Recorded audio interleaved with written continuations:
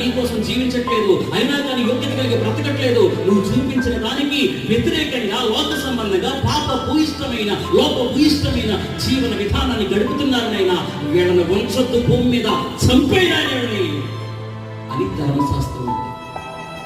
చంపే చిచి అసలు ఎలాంటి ఉండకూడదు భూమి మీద. నువ్వు భూమి మీదకి పంపించిన వైరాన్ని వీళ్ళు అర్థం చేసుకోలేదు, ఖచ్చితంగా వీళ్ళని చంపేయనాయన అంటారు ధర్మశాస్త్రం. చంపే తీసేసుకోవేళ్ళు అని ధర్మశాస్త్రం మాట్లాడు.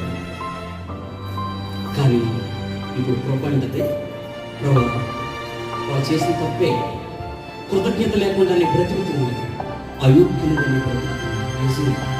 కానీ అలాగే వాళ్ళు చంపేస్తే చచ్చిపోతే నువ్వు తీసేసుకుంటే నువ్వు భూమి మీదకి వెళ్ళి వాళ్ళు అప్పగించావు, ఎవరిగా పెరిగావు, కనుగలిసిలో ప్రాణం అర్పించావు, సర్వమానవుల కోసం రక్తాన్ని దారిపోసి వారి నాయకుని తప్పించడానికి మార్గం ఏర్పాటు చేశావు కదా ప్రభు.